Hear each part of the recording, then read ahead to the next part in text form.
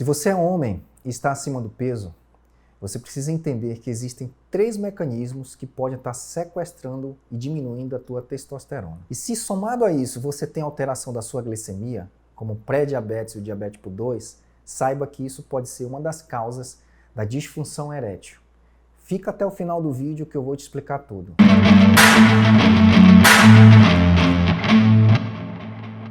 Os homens com resistência insulínica e que ganham peso desenvolvendo obesidade, a cada tempo que o peso vai aumentando, a testosterona vai diminuindo. Ou seja, existe um fator relacionado ao ganho de peso que diminui o nível de testosterona no seu corpo. O fato é que, à medida que você desenvolve peso, múltiplos fatores fazem com que a sua testosterona diminua.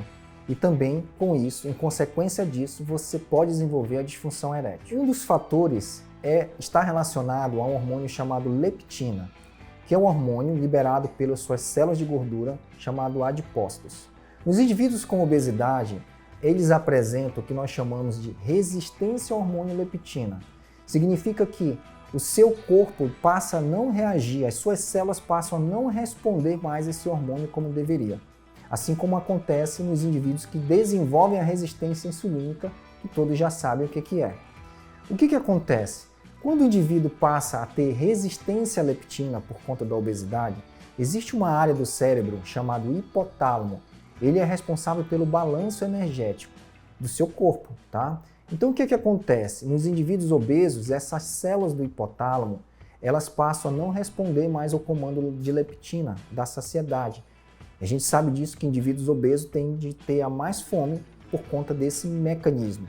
Mas o que está relacionado então à diminuição da testosterona nesses indivíduos com resistência à leptina? O que acontece é o seguinte, a leptina ela dá um comando para o hipotálamo produzir GnRH. Automaticamente esse comando também vai para a hipófise para a liberação do LH. Porém, esse comando, devido à resistência no hipotálamo, ele está disruptado, ele está rompido. E por isso, o GnRH não consegue mais ser liberado para liberar o comando para a hipófise ou pituitária, produzir o LH, que é o hormônio que vai dar um comando para o testículo, lá nas células de Leydig, para produzir testosterona. Então acontece uma inibição do eixo central de produção de testosterona. Esse é um dos mecanismos. Vamos para o próximo. Um outro fator também responsável pela diminuição dos pulsos de LH lá na hipófise é a hiperestrogenemia, que é muito comum nas pessoas acima do peso. Indivíduos obesos, eles apresentam, com essa expansão do tecido adiposo, uma maior conversão da testosterona em hormônio estradiol. E com isso, cria-se um ambiente que a gente fala com hiperestrogenemia. E esse excesso de estrogênio circulante no sangue chega lá na hipófise e faz o comando que a gente diz que é um comando de feedback negativo. Mais um outro fator desligando os pulsos de LH que iriam até as células de Leydig, então fazendo com que ocorra diminuição da produção de testosterona, porque não está tendo uma produção excelente de LH. O terceiro mecanismo envolvido também nessa diminuição de testosterona ocasionado pelo ganho de peso é o processo inflamatório gerado pela própria resistência insulínica, que faz com que células produzam mais substâncias pró-inflamatórias, como a interleucina 1, a interleucina 6 e o fator de necrose tumoral.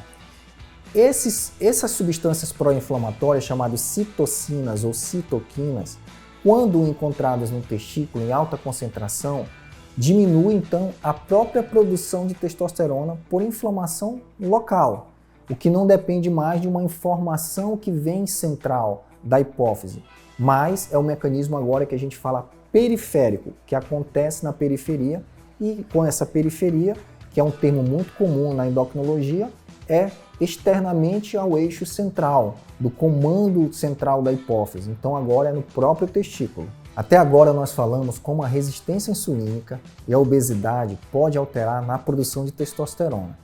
Mas no paciente que tem diabetes, o que realmente acontece para que ele desenvolva a disfunção erétil? E aí nós temos outros fatores relacionados ao próprio diabetes. Eu quero lembrar que quem tem diabetes tem alta concentração de açúcar no sangue, ou seja, tem uma hiperglicemia constante. E esse fator, que é a hiperglicemia crônica, circulando nos pequenos vasos, e lembrar que no tecido do pênis, por exemplo, tem microvasos e micronervos.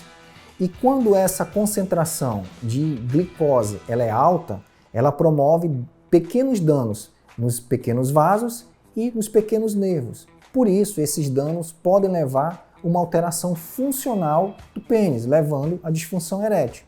E isso é comum em quem tem anos de evolução de diabetes mal controlado.